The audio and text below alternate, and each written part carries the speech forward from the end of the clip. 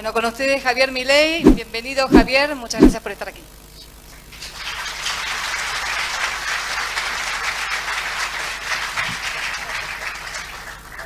Bien. Sí. Digo, en primer lugar deseo agradecer a la Fundación FRI por invitarme y dejarme participar de este evento. Voy a tratar de no convertirme en el increíble Hulk, con lo cual por favor no me lo nombren a Keynes. Y básicamente mi charla tiene 4 partes, digamos, y básicamente una de las partes va a tener una argumentación económica, digo, porque lo llevo en la sangre, y una de las cosas que voy a tratar de explicar es que parte del problema son los economistas, básicamente porque están formados en mala teoría económica, y por eso no se puede dar la batalla como corresponde, porque tenemos los instrumentos equivocados. Es decir, si yo tengo la keynesianera acá en Córdoba y Junín, y lo único que hace es formar es gente que va desde el keynesianismo hasta los troscos, bueno, ahí está. Digo, tuvimos uno ministro, ¿no? Bueno, tenemos ahora que también le gustan las mismas ideas, pero más moderado. Entonces, básicamente, lo primero es, hay una frase de Milton Friedman que a mí me encanta que dice: las políticas no se juzgan por sus intenciones, se juzgan por sus resultados. Cuando nosotros miramos los logros del capitalismo en 200 años, la pobreza extrema cayó del 95%, es decir, la condición natural del hombre era la miseria, hasta que llegó el capitalismo. Y hoy es menos del 5%. Cuando miramos, por ejemplo, aquellos países que son libres, son 7 veces y medio más ricos. Básicamente crecen casi 2,5 veces más. De hecho, si ustedes toman a lo que crece un país reprimido, implicaría que en 100 años multiplicaría por 4,5 veces el PBI, mientras que un país libre lo multiplicaría por 35. A su vez, los países que no son libres tienen 16 veces más de pobreza extrema y 21 veces más de pobreza media. ¿Sí? Digamos, los pobres en los países ricos, libres, son 10 veces más ricos que los que son los pobres en los países reprimidos. Eso me hace acordar un cuento que suele contar nuestra gran fuente de inspiración, que es Alberto Venegas Lynch, hijo, que dice que está Samuel y David, y Samuel tenía una oveja y estaba fascinado con su oveja y andaba con su oveja, y el otro estaba totalmente envidioso, y le llega se encuentra con la lámpara de Aladino, sale el genio y le dice: te cumplo el deseo que quieras. Le dice: que se muera la oveja de Samuel. Digo, o sea, pareciera que a la gente le importa más el tamaño de la porcioncita que el tamaño de la torta, es decir, y eso, digamos, es típico en aquellos países que no son libres. Y eso, digamos, lo que hace es adentrarme en los primeros elementos que tiene que ver con la discusión ética y moral, ¿sí? Digamos, porque, digo, aparte de donde se aplicaron los regímenes totalitarios, se cargaron más de 100 millones de vidas humanas, o sea, digo, para que lo tengan bien en claro, ¿no? Entonces, la segunda parte, digamos, voy a explicar, digamos, por qué la justicia social es injusta, voy a explicar cuál es el rol de las ganancias adentro del sistema y cómo la política destruye el sistema, y después, si tengo un poco de tiempo, mencionaré a vuelo de pájaro las instituciones del capitalismo. Pero ¿qué es lo interesante? Lo interesante es que mientras que los logros del capitalismo son tan contundentes, ¿sí?, y que pareciera que no hay con qué darle, es profundamente injusta la batalla que se va librando. ¿Por qué? Porque los socialistas hablan desde un mundo ideal, ¿sí?, y critican la parte del capitalismo que no le gusta. Digamos, lo critican por, acá tengo algunos adjetivos: materialista, cruel, egoísta, inmoral, insensible, destructivo, desigual, injusto. Entonces, la realidad desde mi punto de vista, es que si lo que tanto les molesta es desigual, bueno, podemos probarle que no es cierto que es desigual, que no es injusto, que en realidad el capitalismo es un sistema justo. Entonces, lo primero que hay que entender es de dónde viene este problema. Este problema, básicamente, el que la vio bien fue Adam Smith, digamos, y en su hipótesis de crecimiento que tiene que ver con lo que es la fábrica de alfileres, ¿sí? Que es la existencia de rendimientos crecientes, es decir, a cuanta más gente, más que proporcionalmente sube la producción, y eso se ve claramente en los últimos 200 años de historia. La población se multiplicó por 7, ¿sí? Y aún así el PBI per cápita se multiplicó por 9, es decir, que el PBI se multiplicó por 63 veces. Entonces, y la otra es la idea de la mano invisible, ¿no? Que cada uno de nosotros, guiados por nuestros propios intereses, realizamos intercambios en la cual nos beneficiamos mutuamente, ¿sí? Y eso contribuye al bienestar general. Es decir, aun cuando no lo busque, digamos, contribuyo al bienestar general. El problema radica en lo que es básicamente donde empieza toda la deformación, digamos, es lo único que yo le achacaría a Adam Smith, es el uso de la teoría del valor trabajo, que la consecuencia o el derivado de esto es que los precios se derivan a partir de los costos, ¿sí? Entonces, a partir de eso, el señor Malthus, ¿sí?, habló de los rendimientos marginales decrecientes, o sea, decía que cuanto más gente ponía, los rendimientos crecían menos que proporcionalmente, ¿sí? Y en algún momento no alcanzaba el Murphy para todos, la ley de hierro mataba a la gente. Básicamente eso. O sea, un pesimista. Sí, después vino el amigo David Ricardo, amigo de ellos, no nuestro, ¿no?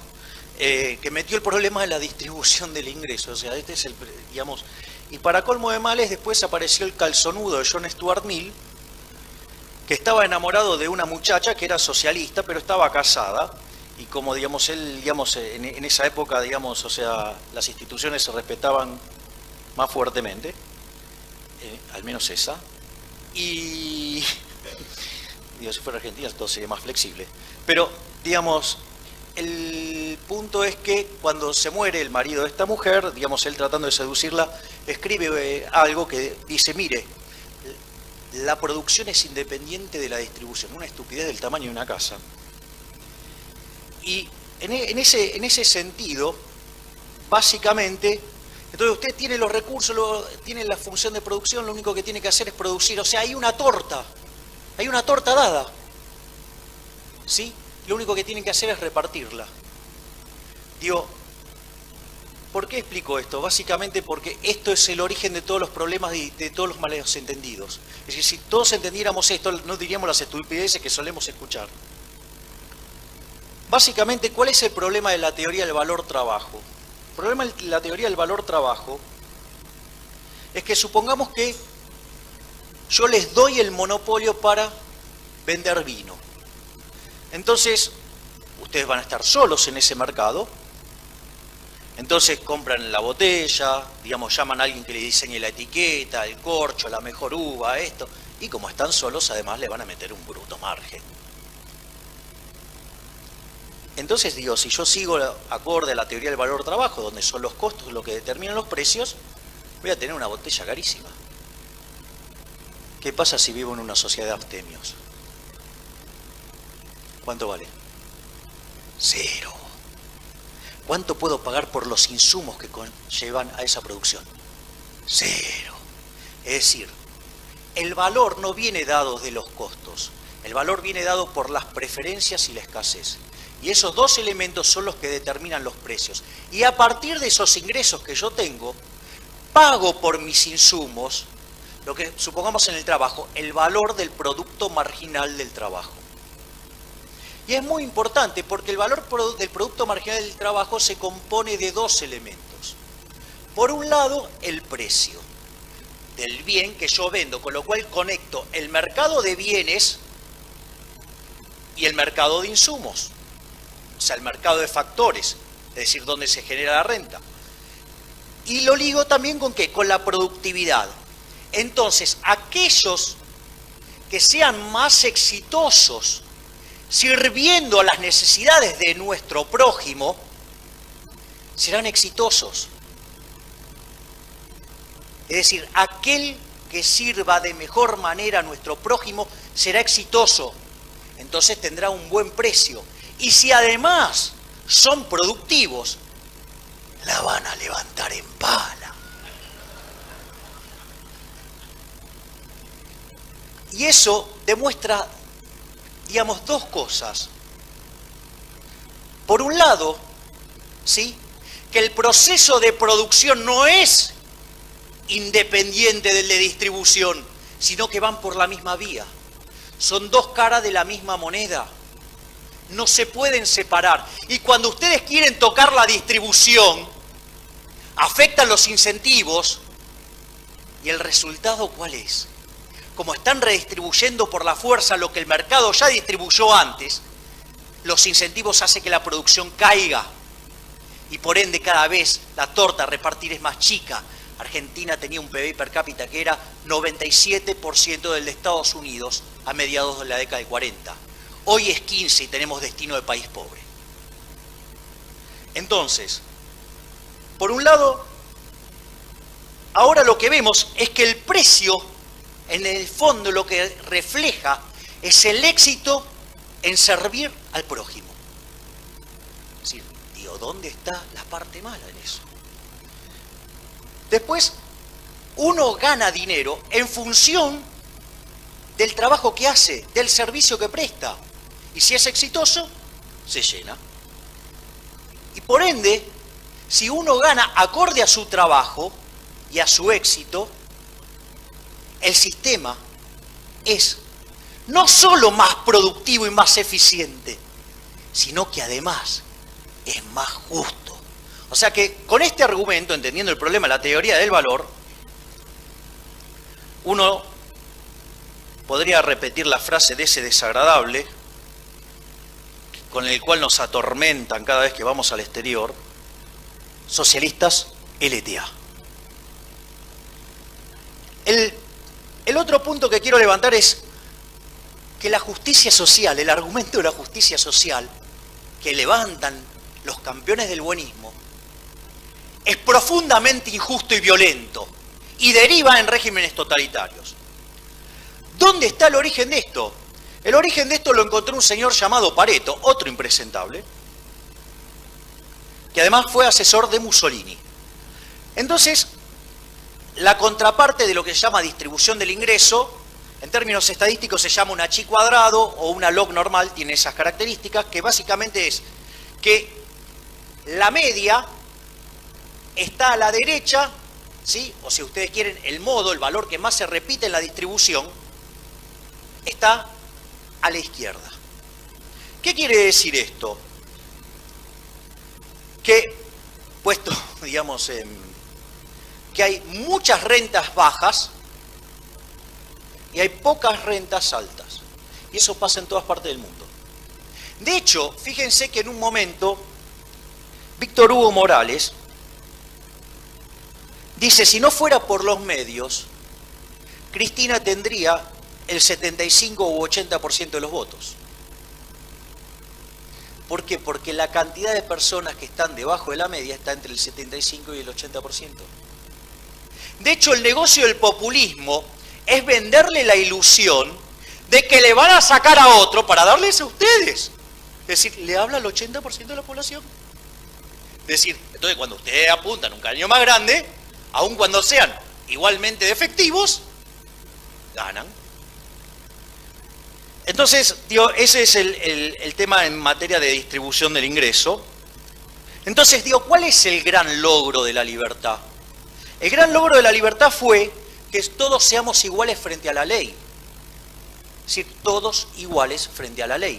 Ahora, si yo voy a jugar un partido y todos tenemos las mismas reglas,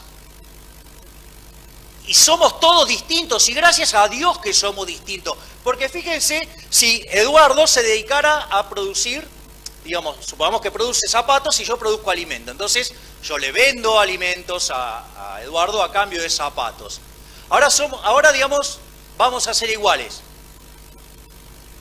Bueno, digamos, si hacemos zapatos los dos, nos vamos de hambre, ¿ok? Entonces digo, por suerte somos distintos, eso favorece la división del trabajo, eso incrementa la productividad, eso nos hace más ricos. Y además genera una sociedad pacífica porque nos obliga a cooperar. Entonces, aunque yo lo detestara, ¿sí?, a Eduardo, no me quiero lastimar los pies cuando camino. Y él no se quiere morir de hambre.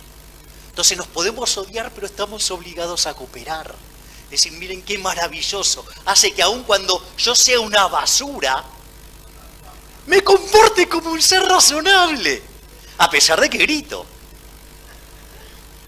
Entonces, entonces, ¿qué es lo que pasa? Redistribuir el ingreso es un acto violento. Es un acto violento. Implica redistribuir por la fuerza lo que el mercado distribuyó acorde a nuestros desempeños, sirviendo a nuestro prójimo y productividad. Y ahí me gustaría dejarle un par de ejemplos para entender la lógica de esto. Supongamos que tengo dos personas, supongamos que igual, para no hacerlo tan violento el ejemplo, y a uno le va bien y la pegó y está bárbaro, ¿sí? Y nada, y tiene una vida formidable, tiene un auto para él, tiene un auto para la mujer, formidable. Y el de al lado, digamos, no le pegó, o sea, no le pegó. O digo, peor aún, mira, vamos a hacer así, el que le pegó además es un ignorante. Apenas lee, con suerte y con mucha dificultad, pero no sé, inventó la bikini, digo, por decir algo, y se llenó. Y el otro es un genio científico, pero se dedica a estudiar las patitas de las moscas. Digo. Entonces digo, claro, el mercado determina quién le va mejor sirviendo a su prójimo. Entonces este hombre ahora está profundamente envidioso y resentido porque el otro tiene dos autos. Entonces, esto se puede arreglar de tres maneras. La primera es decir, che, qué grande este que vende bikinis, o sea, voy a hacer algo para servir a mi prójimo y así ser exitoso y ganar dinero. Una buena canalización de la envidia, por decirlo de alguna manera. Ahora, digo, la realidad es que, digamos, yo puedo ser una basura, ¿sí? Digo, o sea, yo voy a meter mis juicios de valor. Digo, lo hago siempre, así que no hay problema. O sea, digo, nadie me va a decir que no soy sincero.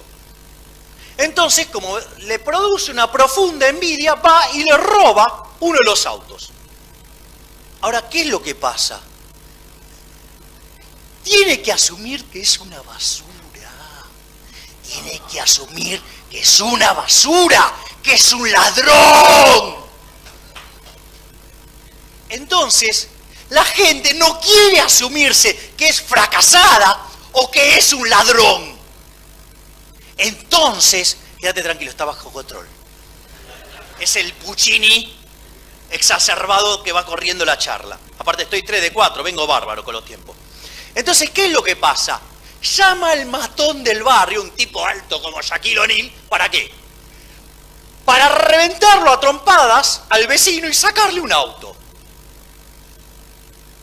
Entonces ahora está tranquilo de conciencia. Hizo un arreglo en el cual se puso de acuerdo con el matón del barrio y le sacó el auto al otro. Porque el matón del barrio se lo dio. Ahora, adivinen qué va a pasar. Puede ser que el matón del barrio originalmente sea medio nabo, pero en algún momento se va a dar cuenta que, en realidad, ¿por qué sacar uno? ¿Por qué repartir uno? Si te puedo sacar los dos y no repartirte nada. Entonces, digo, ahí está una cosa muchísimo más complicada, ¿no? Que es este elefante que cada vez crece más, llamado Estado, y que se ríe en la cara de nosotros todo el tiempo. Y mientras que nosotros la estamos pasando cada vez peor, ellos siguen en un holgario total. Ellos no se enteraron que hay crisis. Entonces, en el fondo, al margen de este problema, uno tendría que entender que en el fondo lo que hay detrás de esto es un robo. Entonces ustedes pueden elegir, es decir, pero tengan claro lo que van a elegir. ¿Quieren socialismo? ¿Cuáles son los valores? La envidia, el odio, el resentimiento, ¿sí?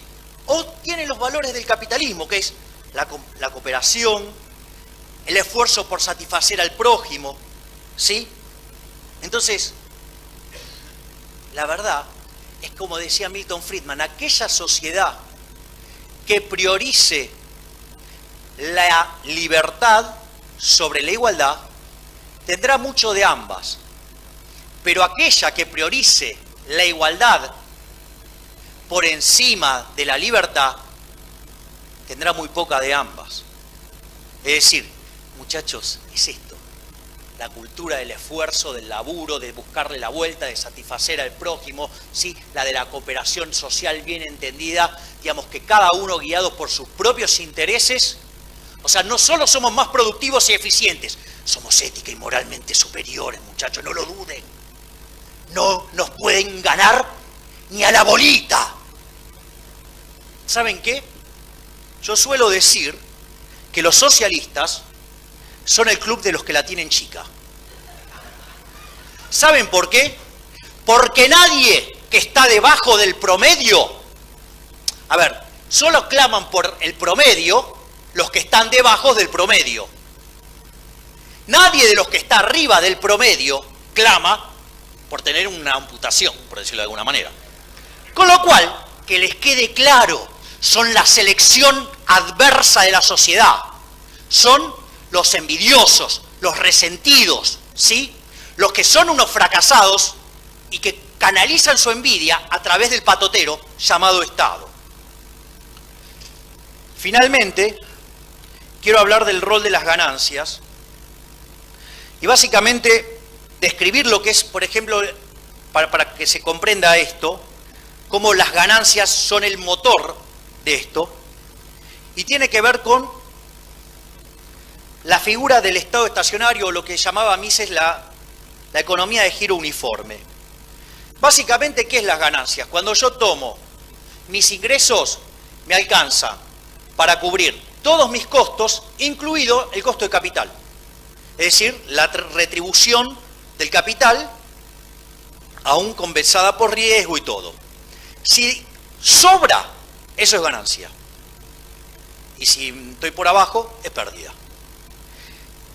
Obviamente que si la economía está en giro uniforme, ¿qué es lo que va a pasar? No hay ganancias. Todos los precios se ajustaron, digamos, está todo arbitrado. No hay ni pérdidas ni ganancias. Es más, si llegara a haber un shock, porque las preferencias cambiaron, va a haber un sector que le va a mejorar el precio, va a tener ganancias, y va a haber otro que tiene pérdidas. Entonces, ¿qué es lo que hace el sistema de precios? Le dice, muchachos, los consumidores deciden que el capital lo tienen que tener aquellos, los que son eficientes y los que mejor sirven a su prójimo. Y los ineficientes, fuera, a otra cosa. ¿Sí? Con lo cual, en ese caso, esa economía como no crece, las ganancias son neutras. ¿Qué es lo interesante del caso digamos, de Adam Smith? El caso de Adam Smith es que genera rendimientos crecientes, con la idea de la fábrica de alfileres, y los rendimientos crecientes lo que permite es crecimiento. ¿Y eso cuál es la contracara? La contracara es, básicamente el crecimiento es impulsado por el progreso tecnológico. Es que ustedes le encontraron la vuelta, de repente, para venderle a alguien el mismo producto a menor precio, o al mismo precio un mejor producto, o las dos cosas. Y eso lo que hace es mandar los recursos de un lado a otro, claramente. Y eso, digamos, como viene sustentado además en el ahorro para financiar ese progreso, eso genera que el stock de capital en la economía suba, que la productividad de los trabajadores aumente y que los salarios aumenten, y estamos todos muchísimo mejor.